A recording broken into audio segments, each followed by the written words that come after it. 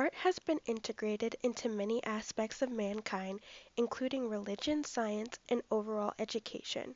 In looking into the historical significance of these pieces, one can learn vast things about the beliefs and development of specific times.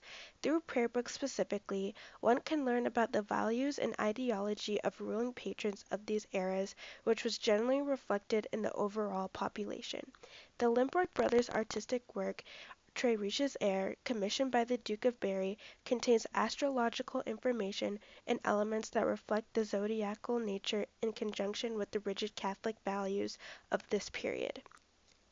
This information as a whole speaks volumes to the Duke's interests and to the nature of patronage at the time.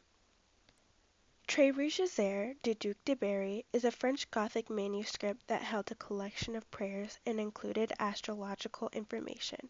A Book of Hours, defined by Encyclopaedia Britannica, is a devotional book widely popular in the later Middle Ages. They contain prayers to be said in tribute to the Virgin Mary at specific times throughout the day. Additionally, Encyclopaedia Britannica describes the Limborg work as an excellent pictorial record of the Duke's spectacular residences with magnificent illuminated calendar pages, as well as many biblical scenes and illustrations of the lives of the saints. Featured are many activities partaken by the Duke's court and his peasants, and underneath an archway of calendar months and their coordinating astrological signs. In addition to the prayer book's religious imagery, the book also contained various astrological and zodiacal information.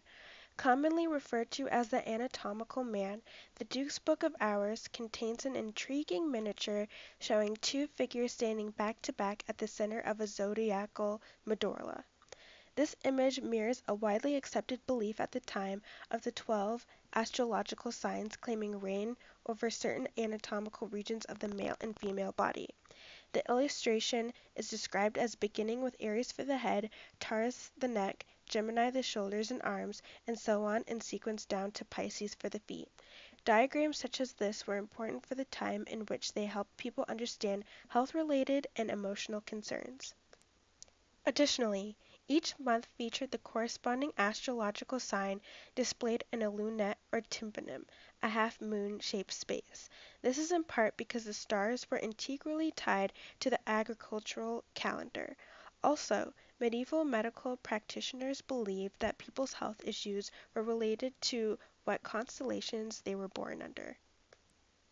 The Duke's Book of Hours also incorporates elements similar to that in medieval almanacs, which were popular scientific works at the time. After the Bible, almanacs were the most prevalent pieces of literature found in most homes. Similar to Trevise's heir, the main feature was a calendar which showed the months and days, the positions of the moon and the planets, religious and civil commemorations, and weather predictions, sometimes decorated with an illustration of a seasonal scene or the sign of the zodiac. Similarly to the Duke's book, almanacs had anatomical diagrams as well. Many included the man of signs, a nude figure with abdominal organs exposed and surrounded by the signs of the zodiac, dating back to the Middle Ages. They illustrated the days on which bloodletting should not be performed on specific parts of the body. In the age of the prayer book, there was a heavy reliance on astrological data for information on the world, health, and various aspects of life that society could not find answers to. Due to the importance and commonality of this knowledge, it makes sense as to why it was included in the Duke's Book of Hours. In asking why elements of the prayer book were included, one may question the placement of astrology in something related to Catholicism.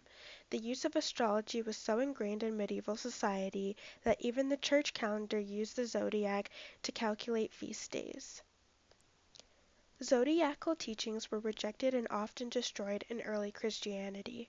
The ideology was frequently regarded as pagan cosmologies, but the emergence of intellectual thought in the medieval age changed this.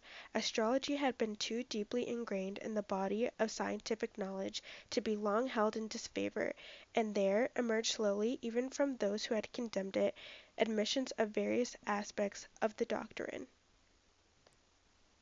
This helps one understand why this kind of thought would be included in Très Rougegère. Like many in this era, the Duke was a strong Catholic, so a book commissioned by him would have strongly related to his ideals in accordance with the way patronage was viewed at the time. Astrology was an interest of the Duke of Berry. This is largely reflected in the works and is significant in understanding patronage. In fact, it was known that several tracts on astrology were to be found in the library of the Duke of Berry. Special interests of patrons were thoughtfully taken account of when assembling a commissioned piece of art. It is integral in understanding the role of wealth and status in the art many view today. Before the age of commercialization and mass production, many artists and workshops thrived financially strictly off the backs of the wealthy. When analyzing a piece, keeping the commissioner in mind helps in being able to understand why an aspect is included or why an artist chose to incorporate a certain ideology. One can view the Duke's decision to integrate astrology as just helpful educational additions to the book, or as a way to show off his knowledge in the new sciences of this age to his court and wealthy counterparts. Other examples of the Duke's influence in the book are in one of the artistic pieces in Très Rougegère named January, where the Duke is represented as the largest or the one with the most power. He is adorned in a large royal blue garb, which would have been both lavish and incredibly expensive due to its rich color and size. It is also covered in his coat of arms, another symbol of his pride and power. Imagery such as this would have been boastful indicators of the Duke's prestige to all who laid eyes on the piece. Understanding astrological knowledge, new science, and how it ties into Catholicism is important for understanding the broader climate and history of the time. This allows one to make sense of the Duke of Berry's beliefs and understand how it closely ties in to patronage. Très Rougegère was commissioned by the Duke of Berry to contain astrological information that was common for medieval Northern Europe and Catholic society, which in turn speaks volumes to art patronage at the time.